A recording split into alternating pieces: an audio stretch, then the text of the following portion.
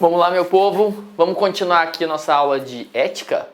Bom, a gente está falando de história da ética, já falamos da ética grega, uma ética eudaimonista, de busca da felicidade perante aquela pessoa que vai descobrir o final das suas potencialidades, né, vai conseguir com a natureza, estando em harmonia com a sociedade, chegar até uma ação virtuosa, prudente. Falamos aí de toda a questão da ética grega, desde a mitologia, passando pelos pré-socráticos, passando pela questão do sofista, do relativismo, Sócrates com a visão dele sobre o homem, sobre a consciência, Platão e Aristóteles.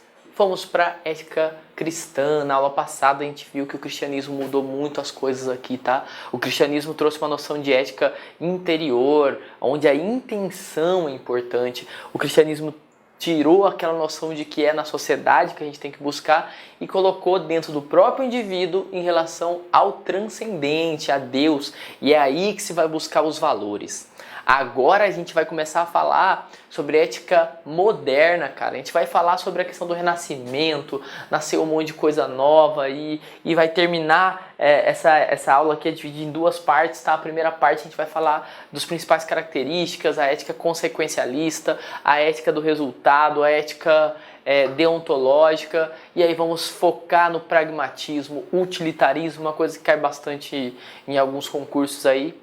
E na segunda parte dessa aula vamos falar desse grande filósofo aqui, ó, Kant, Immanuel Kant, e das suas regras deontológicas, tá? É uma parte mais profunda, mais complexa, eu preciso de mais ainda a sua atenção, não é decoreba, você tem que ter entendido até agora o que é ética, o que é moral, tem que ter entendido o que é caráter, como que funciona senso moral. Olha, já falamos de tanta coisa nesse curso, hein?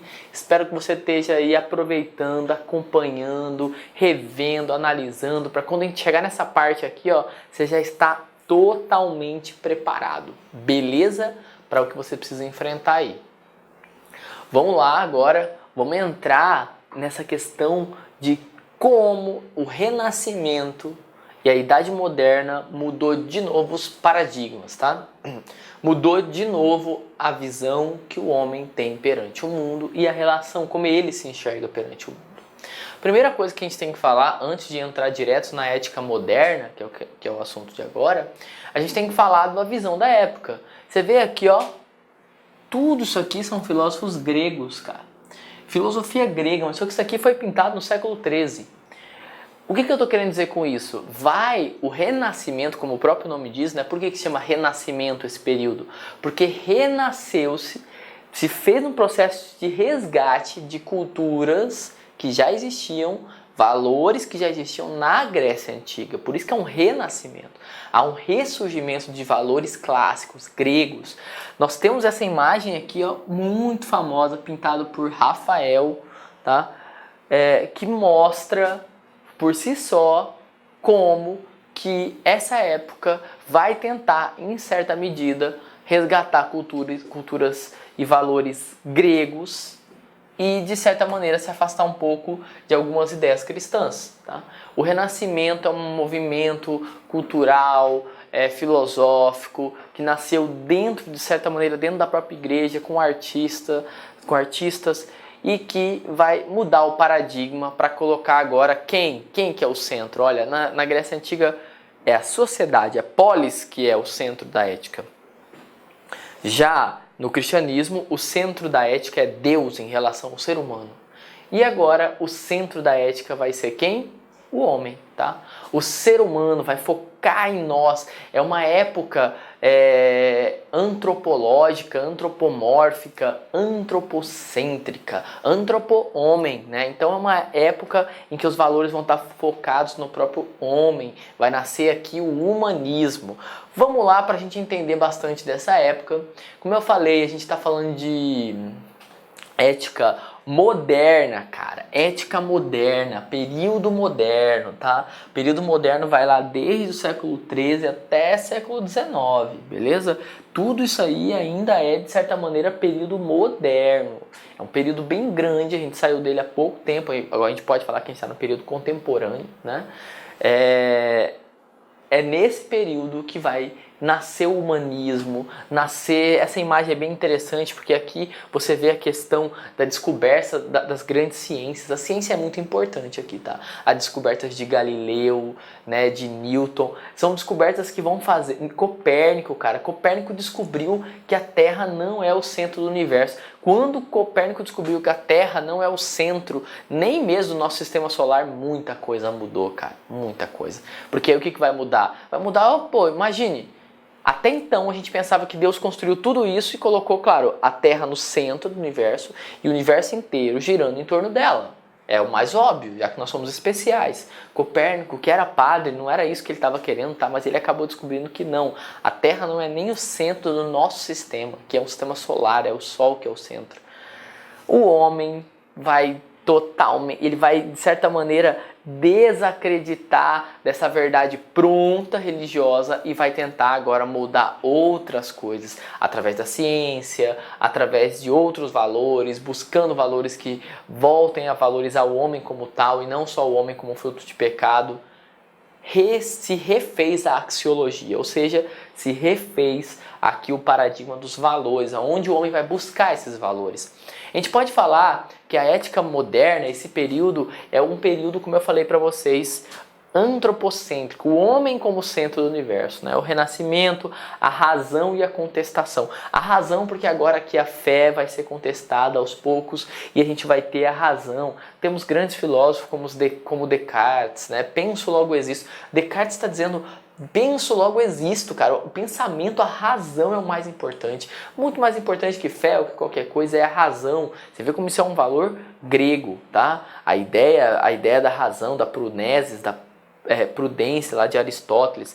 A contestação, para pensar, cara. Tem algumas coisas importantes que aconteceram aqui. Primeiro delas, a descoberta de um novo mundo. Cara, a descoberta do continente americano. Isso vai ser um boom, porque imagine, na cabeça das pessoas na época, cara. Você pensa, a igreja diz que sabia de tudo, e a igreja não sabia que tinha um continente aqui do lado, cara. A igreja vai começar a ser contestada, vem cientistas contestando, e aí a igreja fica capenga, a igreja católica, e aí chega Lutero assim, ó, e... separa, aí que a igreja com o poder acaba ruindo e não tendo mais o monopólio. A igreja começa a ir um pouquinho de cena, a ciência entra em cena, a questão humanista entra em cena e mudou os paradigmas. A ética agora, você vai ver, não é mais a ética cristã. É uma ética antropocêntrica, é uma ética ligada ao ser humano, humanismo, a ideia de que o ser humano merece respeito pelo simples fato de ser ser humano. Ficou coisas cristãs? Com certeza, o cristianismo contribuiu muito, mas também se vai resgatar muitos valores gregos aqui, tá?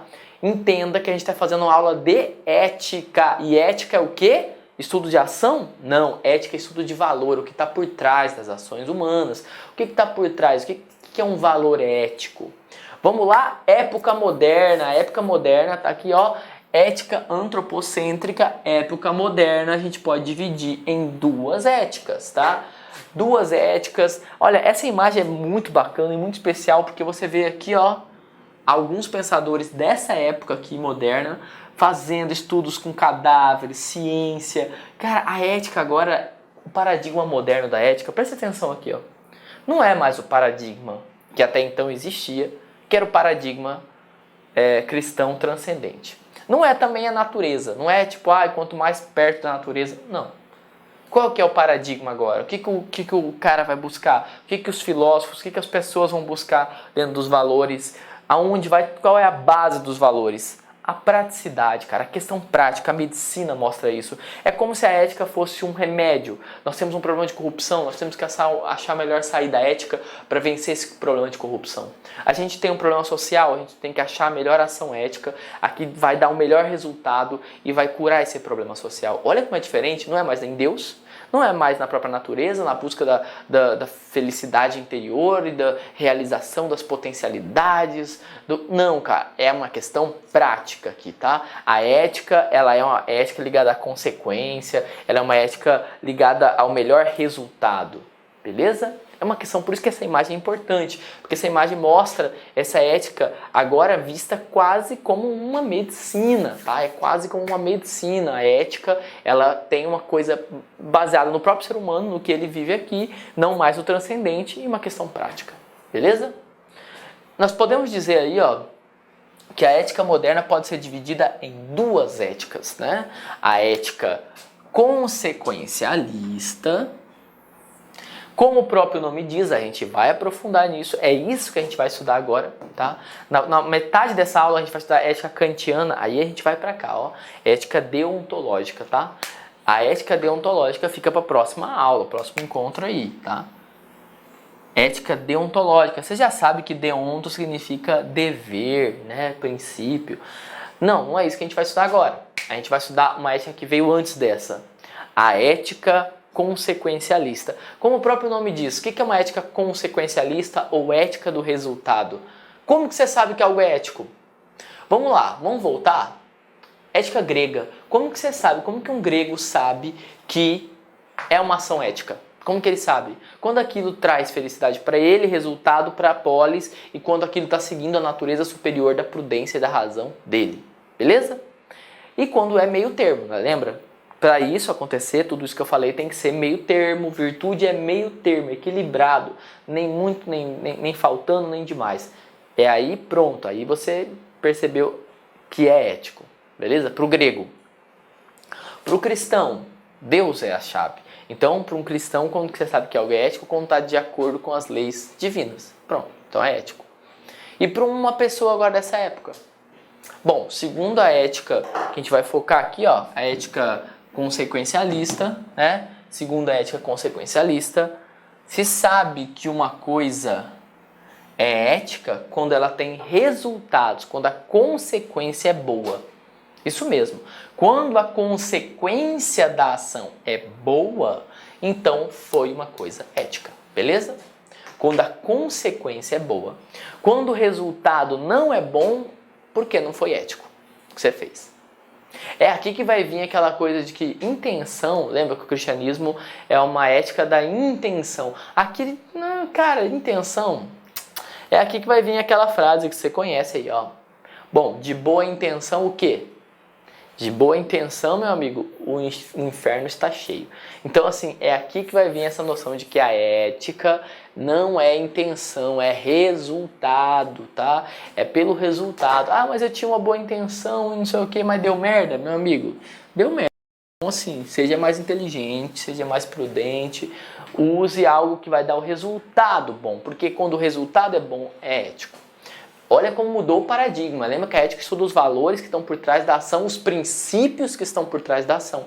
É isso que a gente está fazendo aqui, tá?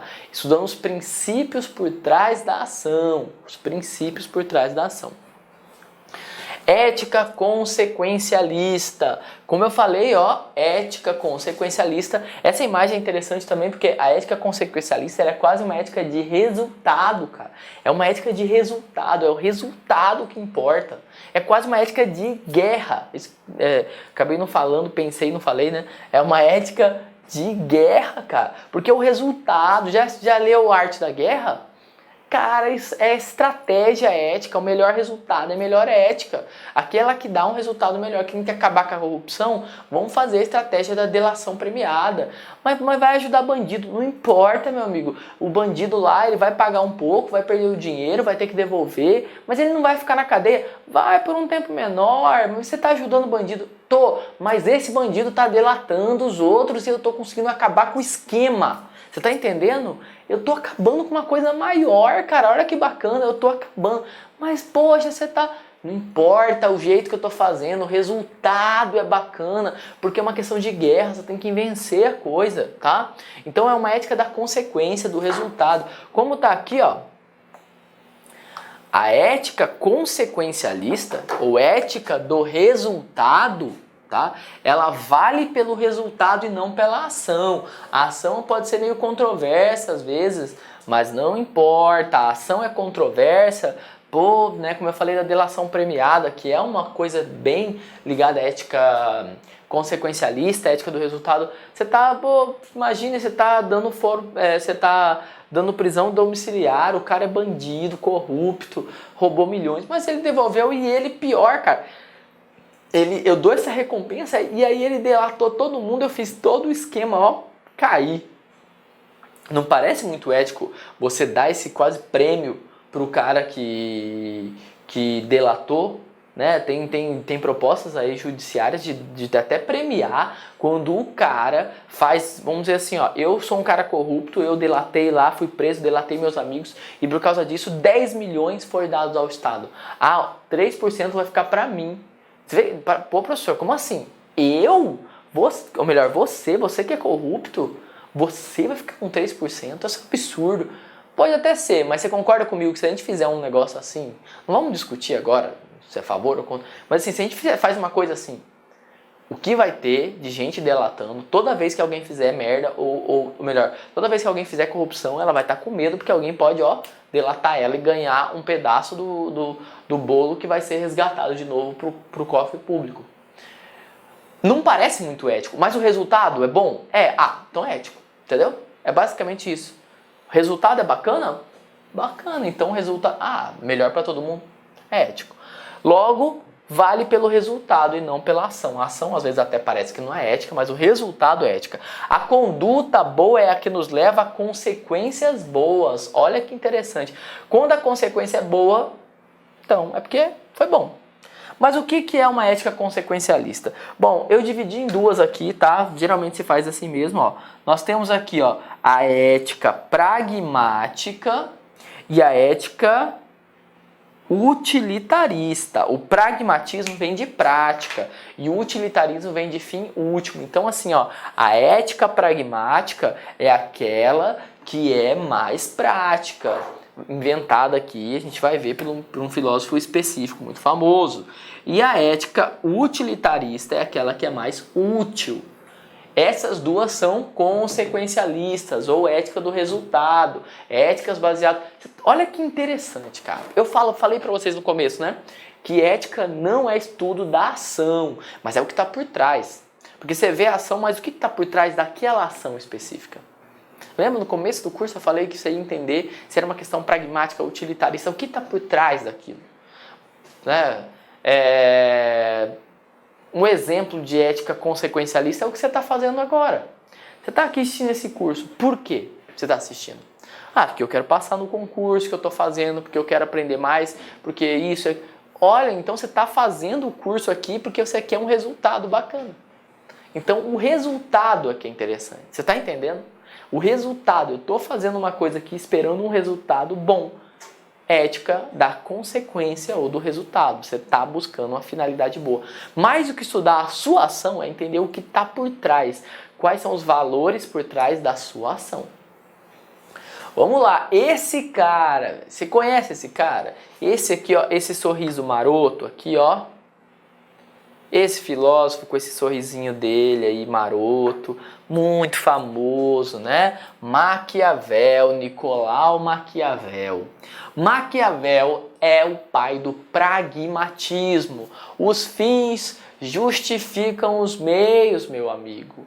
Os fins justificam os meios. Para Maquiavel, deixa eu dar uma apagada aqui. Para Maquiavel, não é o transcendente, não é uma coisa externa, é a finalidade que diz se é ético ou não. É uma ética consequencialista, como você sabe, especificamente ligada à ideia de que os fins, como eu já falei ali, justificam os meios. Vamos lá. Maquiavel é o cara que vai dizer assim, olha, um cristão não é uma pessoa muito boa para política, porque um cristão ele vai tentar salvar a alma dele. Maquiavel vai dizer, não, meu amigo, para ser político, você tem que tentar salvar não a sua alma, mas salvar a cidade, o povo, salvar o maior número de pessoas possíveis. E para isso você não pode ser bonzinho, de jeito nenhum. Um cristão, ele tenta salvar a alma dele. E como ele vai tentar salvar a alma dele, não vai dar certo. Eu vou dar um exemplo que Maquiavel dá no livro O Príncipe dele. Ele diz, olha, tem um grande político na época, né, o filho de um Borgia. E o Maquiavel teve há muito tempo dentro desse meio político, né, dando conselhos e sendo secretário, então ele sabe do que ele está falando. Um caso real de um político lá, um Borgia, que percebeu que tinha duas cidades no sul da Itália que estavam prestes a entrar em guerra, duas cidades pequenas. Ia ser uma guerra devastadora, tá? Duas cidades lá, e ele foi lá, o que ele fez? Esse Borgia, presta atenção, como político foi lá e ameaçou os dois lados. Se entrar em guerra aqui, eu vou matar aqui, vou matar ali, então não entre em guerra, que é melhor para todo mundo. Os caras não escutaram, mesmo assim começaram a querer fazer a guerra. O Borgia foi lá e percebeu que, na verdade, por trás da guerra que ia acontecer, tinha duas famílias, uma de cada cidade, que estavam brigando. O que ele fez? Foi lá e matou as duas famílias. Esse político foi lá e falou, mata todo mundo aqui, inclusive as crianças, mulheres, todo mundo, para não ter vingança, né? Mata aqui também. Matou umas 20, 30 pessoas. O que ele fez? Para Maquiavel, uma coisa maravilhosa. Sabe por quê? Porque ele evitou uma guerra, meu amigo. E ao evitar uma guerra, ele salvou muita gente. Mas é muita gente, tá? Ele salvou aí, 20 mil pessoas. Ele matou 20, mas salvou 20 mil. Evitou fome, estupro que acontece em guerra, assassinato de pessoas inocentes. Você está entendendo? Ele matou ali, né? Mas aí o resultado é bom? Então é ético. Ele matou aquelas pessoas e evitou uma guerra. Aí Maquiavel vai dizer, aí você pode pensar assim, mas não, cara, pô, você matou pessoas, 20 pessoas. Maquiavel vai dizer, você faria o quê, cara? Você deixaria de matar aquelas pessoas? Sabe o que aconteceria? Bom, aconteceria que ia ter uma guerra de 7, 11 anos, muita gente ia morrer. E você, como não fez o que você tinha que fazer, você é culpado dessas mortes. Você tá entendendo? Você é culpado, cara. Por que você é culpado? Porque você não fez a coisa certa como tinha que fazer. Porque você é cristão e não quer matar pessoas. Não, cara, não pode ser assim. Ética é uma ética da guerra, é uma ética pragmática. É o resultado que interessa. Até porque a nossa vida aqui, a natureza não é boa. O homem, para esse cara aqui, o ser humano não é bom por natureza, tá? Ao contrário, para ele, o ser humano aqui, ele herdou um pouquinho do cristianismo até, a ideia de que o ser humano, por natureza, ele é mentiroso, mau caráter, por natureza. Só tem uma maneira de você lidar com as pessoas, por natureza. Que são por natureza mau caráter. O que? Fazendo esse jogo político de poder. Primeiro que para Maquiavel, política e ética é poder, tá? Não tem essa aí de, porque é ética, porque política não é falar o que, porque ia ser melhor se a sociedade fosse... Não, para Maquiavel, política é jogo de poder. Não é ficar falando como a sociedade deveria ser para ser boa. Política é falar de como a gente tem a melhor coisa. Não, cara, na prática, política não é falar das melhores opções. É luta de poder. Tomar poder, estar no poder e lutar pela vida da sua sociedade e da nação. Isso é política para Maquiavel, tá? A melhor conduta é aquela que permite o agente conseguir aquilo que ele almeja. O que você quer? Bom, se você é uma pessoa ética, você vai querer o bem de todos ali, da sua nação, do seu povo. Então, esse é o resultado que você precisa. Quando você fizer uma ação que leva a isso, beleza, conseguiu ética. Conseguiu uma coisa ética. É assim que funciona. Simples assim, cara. Simples assim. O sucesso da nação deve ser o fim último. Você vê que não é uma questão egoísta. Maquiavel não está falando assim, faça o que você quer para você e os outros é que se lasquem. Não, cara, ele está falando não. Faça o que é melhor para a nação. O fim último é o sucesso da nação, tá? O fim último é o sucesso da nação através da moral do príncipe. Ele não deve limitar-se a moral alguma para esse fim. Ele não deve estar limitado à moral cristã, moral... Não, ele tem que estar buscando a finalidade dele, que é o sucesso da nação, tá? Um príncipe prudente não pode nem deve manter a palavra. Olha que loucura! Você não deve manter a sua palavra. Você falou que ia fazer tal coisa, mas agora mudou o cenário e se você fizer, você vai se ferrar, o seu povo vai se ferrar. Então, meu amigo, não mantenha a sua palavra. O que importa aqui é o resultado bom. Meio complicada essa ética, né? Professor, essa ética aí, não sei não. Cara, ela tem problemas, até por isso que ela não foi para frente, pelo menos não como recurso teórico aqui, né? Então a gente pode dizer que Maquiavel, ele trouxe uma lógica maquiavélica. Essa palavra maquiavélica, né, ou uma pessoa má e que arquiteta o mal, Maquiavel não é uma pessoa má, mas ele trouxe uma lógica meio nefasta. É uma ética, a ética pragmática é aquela ética que fala assim, olha, eu sou vendedor. Qual que é a minha meta? Vender. Vender, você sabe, você já trabalhou aí, você sabe como que é. Você tem a sua meta de vender. eu atingi a meta e passei além, você é o melhor funcionário. Se você mentiu para atingir a sua meta, isso não importa. Importa que você chegou ao resultado que é melhor para sua empresa e para você. Isso é o que importa. Perigoso, né? A gente pode dizer que a lógica maquiavélica ou maquiaveliana é uma lógica que vê a vida como um jogo do mais forte mesmo, tá? Todo mundo tem um amigo que tem uma lógica meio maquiaveliana, né? É aquele seu amigo que diz assim, olha, cara, a vida não é pra gente boba não seja trouxa não, você tem que fazer as coisas, né? Não, seja esperto, a vida é dos espertos, você tem que fazer... Isso aí é uma lógica ética, um princípio ético maquiaveliano, tá? O que está por trás disso é um princípio ético maquiaveliano. Só que há um problema. Críticas que a gente pode fazer à ética maquiaveliana. Uma das críticas possíveis que a gente pode fazer é que, de certa maneira, a ética maquiaveliana ela caminha para uma coisificação do ser humano. Você começa a usar pessoas para finalidades. E, cara, aí você começa a bater de frente com o humanismo, isso aí não tá certo, você começa a usar pessoas. E pessoas sendo usadas não é legal. Então, assim, a ética pragmática maquiaveliana teve vários problemas, tá? Essa ética pragmática. E para tentar consertar esses problemas, ó, quem que surgiu? O utilitarismo. Que, assim, vamos recordar aqui, ó. Assim como Maquiavel, também é uma ética o quê?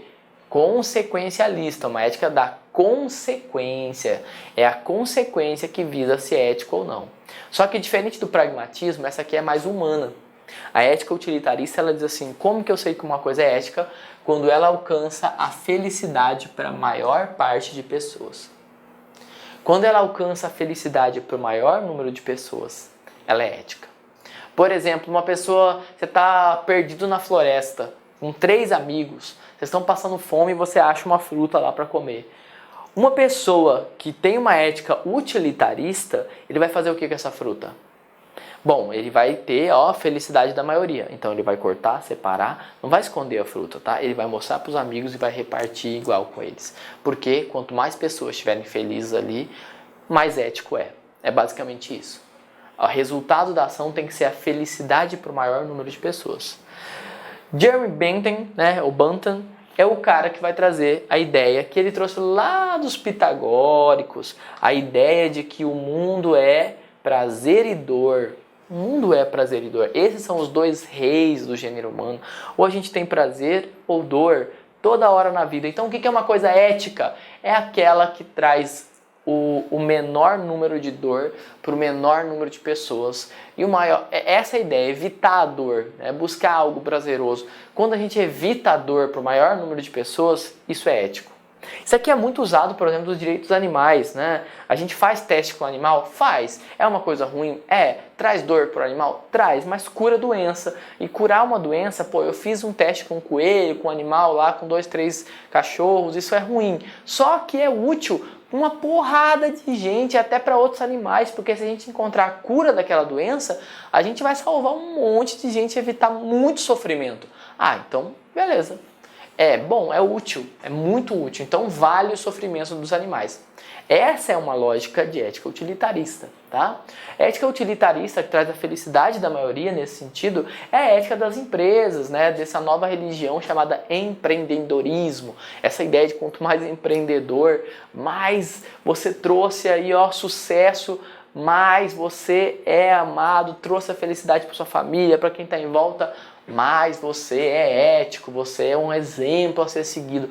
A ideia dessa busca por prazer, por felicidade, e quanto mais felicidade para um maior número de pessoas, mais ético é.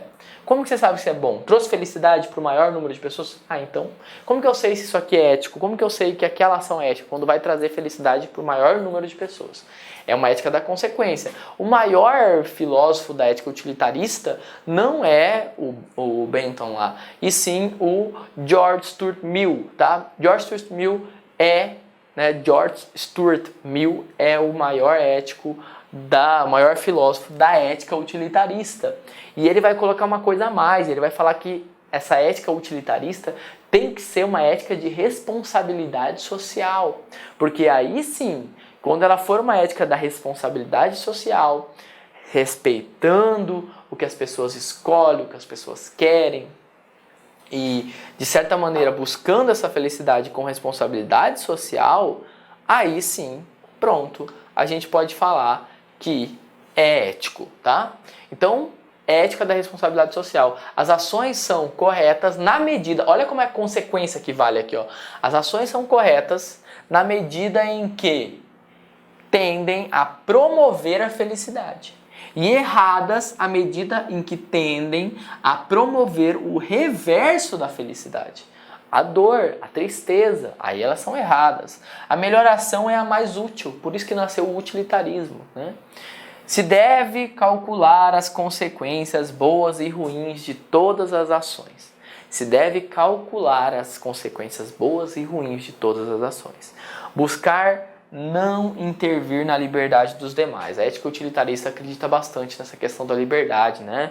John Locke e toda a questão da propriedade privada é uma questão também utilitarista. A gente pode dizer que a economia hoje funciona como ética utilitarista. Eu faço uma coisa, agrada e fiz esse celular aqui, ó, traz felicidade para quem está usando, agrada o maior número de pessoas. Esse é o que vai vender mais. Então essa ética, né, utilitarista, ela ainda rege, como eu falei, alguns campos da bioética, por exemplo, eutanásia. Como que a gente vai analisar juridicamente? Dor e prazer. Pô, aquele cara, ele quer praticar eutanásia porque ele está no estado terminal e ele está tendo muita dor. Então é isso que a gente vai analisar, entende?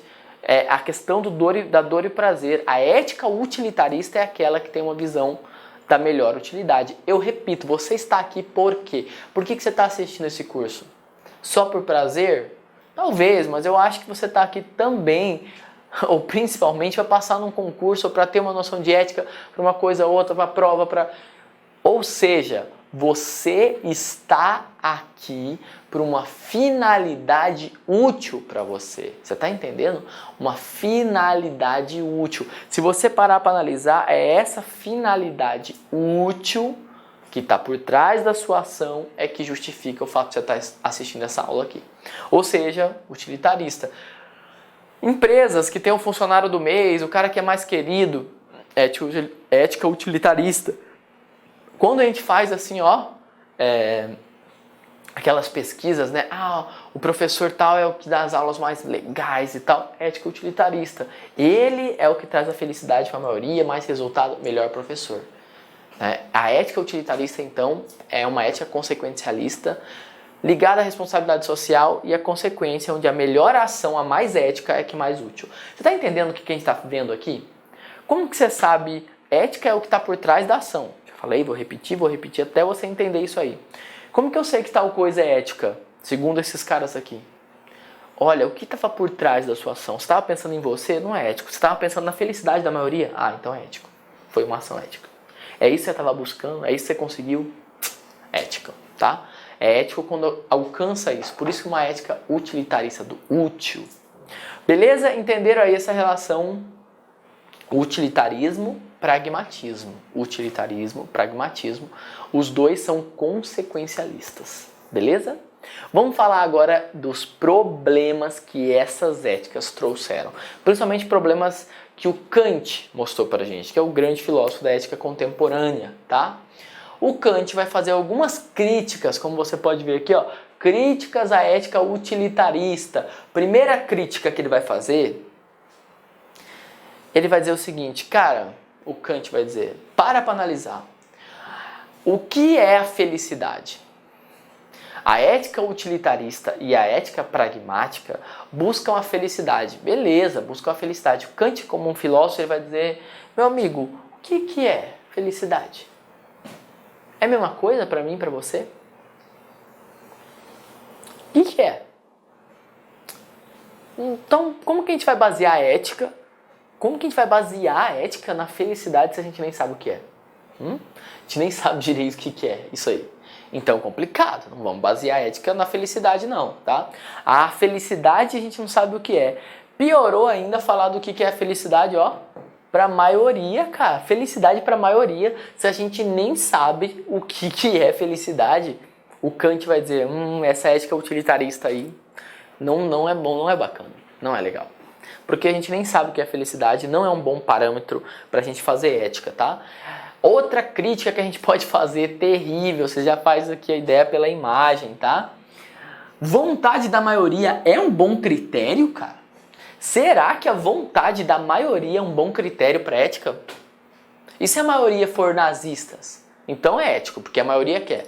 A felicidade da maioria é matar judeus, negros. Ah, então se é a felicidade da maioria, é ético. É? Você está entendendo um problema que tem a ética utilitarista? A ética que visa a felicidade da maioria é que essas maiorias aqui, ó, Platão, por exemplo, vai dizer, cara, Platão que acredita que esse mundo é falso e que a maior parte das pessoas estão dentro de uma caverna, Platão vai dizer, se a grande maioria gosta, é porque é ruim.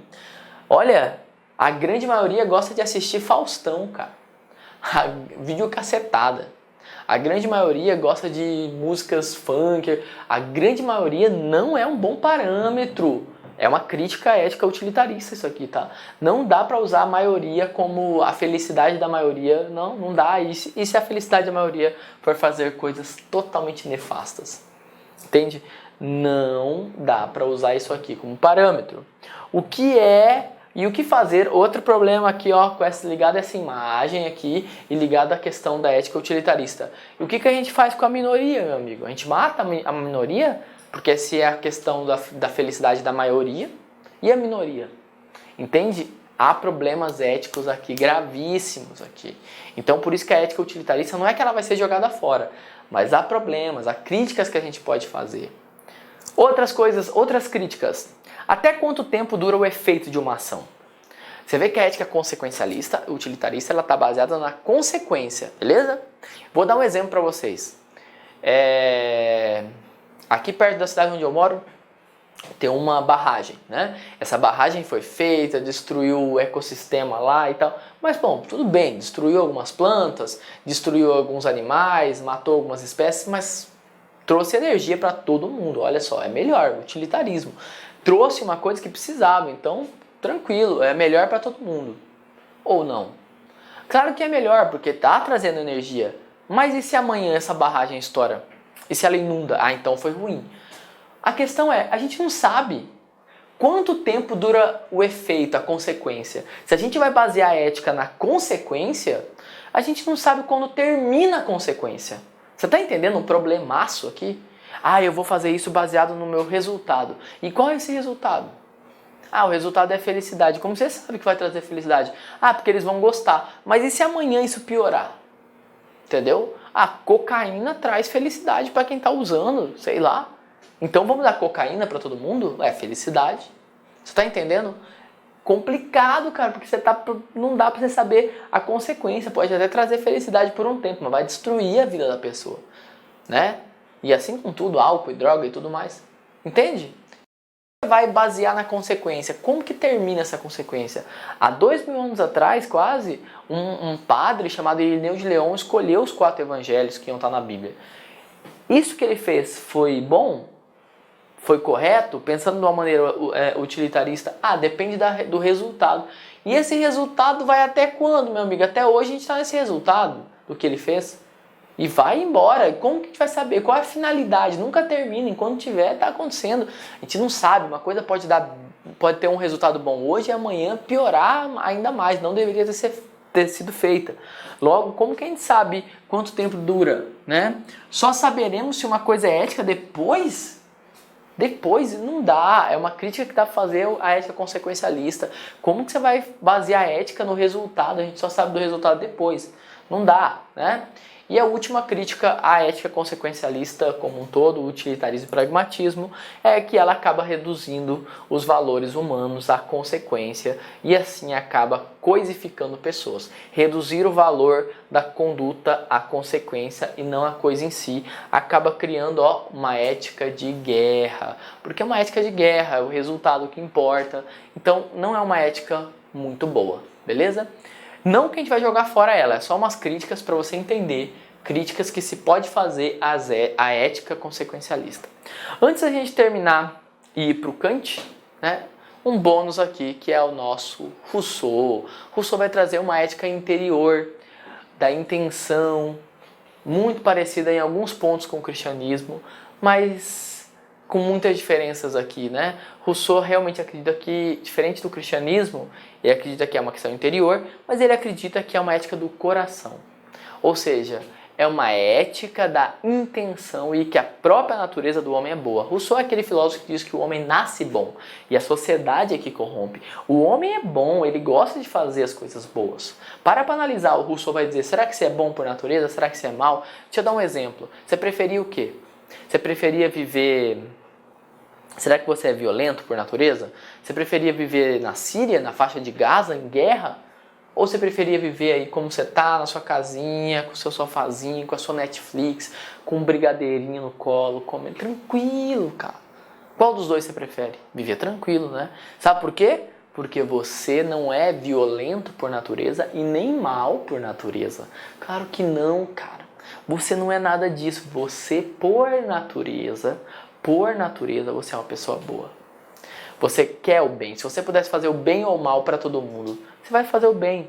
Para esse cara, nós somos bons por natureza. A gente vai ver que há críticas a isso aqui, né? Mas a gente pode falar que ele trouxe a ética do coração, o mito do bom selvagem. Você tem algum amigo russoniano que pensa como esse cara? Sabe aquele amigo que diz assim, ó? Amigo, amiga que diz, as pessoas, elas são boas. É que algumas pessoas estão perdidas. Elas não são más, elas só estão perdidas. Todo mundo tem que ser compreendido. Não, entenda. Sabe, aquela pessoa, ela fez aquilo, mas eu tenho certeza que ela estava buscando uma coisa boa. Ela acabou, né, ela está perdida. Não aquele ladrão não teve chance na vida dele. Se ele tivesse a chance, você acha que ele teria escolhido isso? A ideia de que sempre é uma questão, sim, ligada a uma busca por algo, uma busca boa que nós naturalmente temos dentro de nós, né?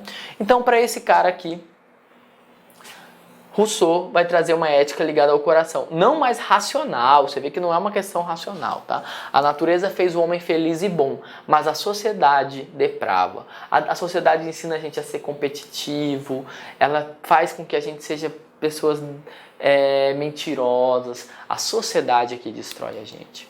Qual que é a solução ética? Investir na educação. O Rousseau vai dizer, fazer com que as crianças, cara, porque eu e você estamos perdidos, a sociedade já corrompeu a gente, mas as crianças, a gente educar elas pro coração, elas vão fazer o que é certo. Todo mundo quer, no fundo, fazer o que é certo. Eu sei, né, parece meio infantil, né, mas a ideia de Rousseau é que a verdadeira ética vem do coração, não da razão mais, mas do coração, tá? Nascemos bons e puros, com consciência moral, com sentimentos de deveres que são inatos, a gente sabe o que é certo, mas a nossa natureza, ela foi depravada pela sociedade, tá? Nossa natureza originária está escrita no coração. Fazer a vontade geral é fazer o que é certo. Todo mundo, no fundo, quer fazer o que é certo. Todo mundo quer fazer o que é certo.